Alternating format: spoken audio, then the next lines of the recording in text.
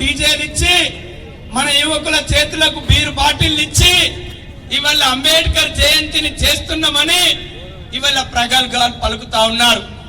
మరి ఈ రోజు బాబాసాహెబ్ అంబేద్కర్ జయంతిని చేసిన కాంగ్రెస్ పార్టీ బాబాసాహెబ్ అంబేద్కర్ బతికుండగా బాబాసాహెబ్ అంబేద్కర్ ను అవమానపరిచింది, బాబాసాహెబ్ అంబేద్కర్ ను ఓడించింది, బాబాసాహెబ్ అంబేద్కర్ ను కన్నీరు పెట్టించింది.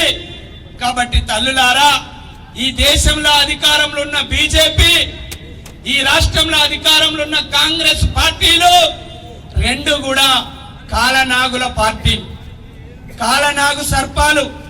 ఈ సర్పాలను గనుక మనం అంతం చేయకపోతే కాంగ్రెస్ రూపంలో ఉన్న కాలనాగు, బీజేపీ రూపంలో ఉన్న కాలనాగు ఇవాళ మన బహుజన సమాజాన్ని కాటేయబోతున్నది. కాబట్టి బాబాసాహెబ్ అంబేద్కర్ జయంతి సందర్భంగా ఈ కాంగ్రెస్ బీజేపీ కాలనాగులను చలి చీమలు ఏకమయ్యి సర్పమును కాటేసినట్టుగా ఇవాళ బీసీలు, ఎస్సీలు, ఎస్టీలు, మత మైనారిటీలు, అగ్రకుల నిరుపేదలు అందరూ కలిసి ఈ కాంగ్రెస్ బీజేపీ పార్టీలను బొందబెట్టాలని ఈ బాబాసాహెబ్ జయంతి సందర్భంగా మీ అందరినీ కోరుతా ఉన్నారు. ఇకపోతే ఇవాళ తల్లులందరికీ కూడా ఆకలి అవుతా ఉన్నది.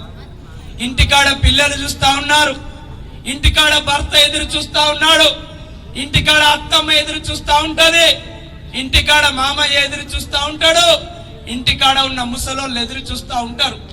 కానీ అంతకన్నా ఎక్కువ కష్టం, అంతకన్నా ఎక్కువ బాధ ఇవాళ మన సమాజానికి ఉన్నది, ఇవాళ మన ప్రజలకు ఉన్నది.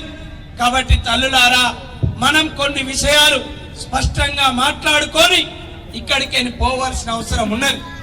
ఇకపోతే బాబాసాహెబ్ అంబేద్కర్ ఉద్యమం గురించి మనం కొన్ని విషయాలు మాట్లాడుకొని మనం ముగించుకుందామని తెలియజేస్తా ఉన్నా.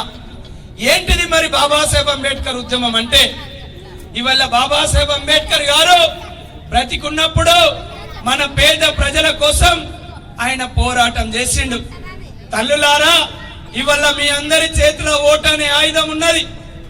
ఇవాళ ఓటు మీ చేతిలో ఉన్నందుకే ఈ అగ్రకుల రాజకీయ సంపన్న పార్టీలు మన ఇంటి ముందటికి వచ్చి ఇవాళ మనల్ని బతిమిలాడుతా ఉన్నారు. ఒకనాటి కాలంలో మన ప్రజలకు ఓటు లేదు, మన ప్రజలకు ఓటు లేదు. ఓటు లేని కాలంలో మనం జంతువుల కంటే, అశుద్ధం తినే పంది కంటే నీచంగా చూసింది ఈ సమాజం. అలాంటి కాలంలో బాబాసాహెబ్ అంబేద్కర్ గారు బ్రిటిష్ ప్రభుత్వంతోని, కాంగ్రెస్ వాళ్ళతోని హోరాహోరి పోరాటం చేసి మనందరికీ ఓటు హక్కును సంపాదించుకొచ్చిండు. తల్లులారా, ఓటు లేని నాడు అశుద్ధం తినే పందుల కంటే నీచమైన మనకు ఇవల్ల పంచాయతీ నుంచి పార్లమెంటు సభ్యుడి దాకా ఎన్నికయ్యేటువంటి అవకాశాన్ని ఇచ్చిండు డాక్టర్ బాబాసాహెబ్ అంబేద్కర్ గారు. ఈ ఓటే లేనప్పుడు మనం పశువులమని చెప్తా ఉన్నాం. ఈ పశువులకు మానవ విలువలను అందించడానికి బాబాసాహెబ్ అంబేద్కర్ తన భార్యను పోగొట్టుకున్నాడు, తన పిల్లలను పోగొట్టుకున్నాడు.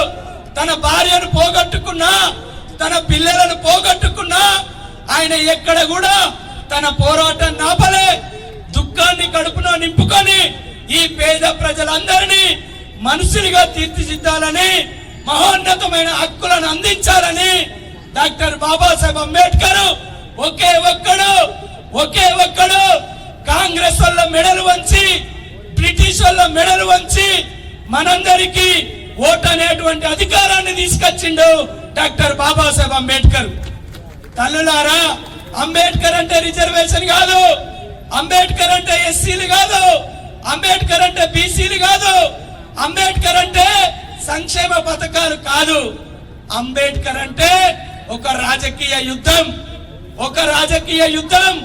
ఒకనాడు ఓట్లు లేని కాలంలో రాజులు యుద్ధం చేయాలంటే కత్తులు పట్టి యుద్ధం చేసిరు.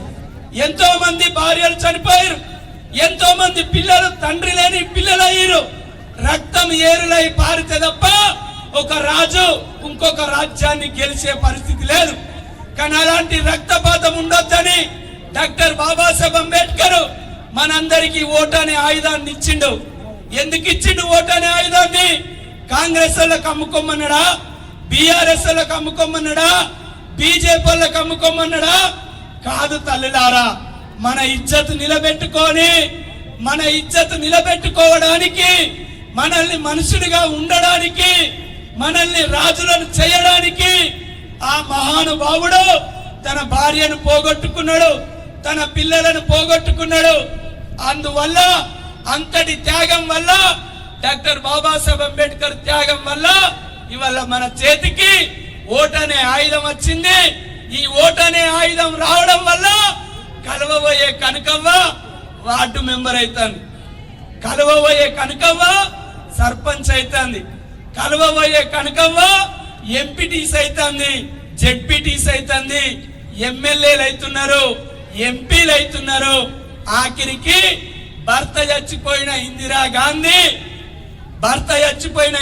గాంధీని బాపనోళ్ళు గుడిలోకి రానియలే, కానీ బాబాసాహెబ్ అంబేద్కర్ ప్రధానమంత్రి కుర్చీలో కూర్చునేటట్టు చేసిండు.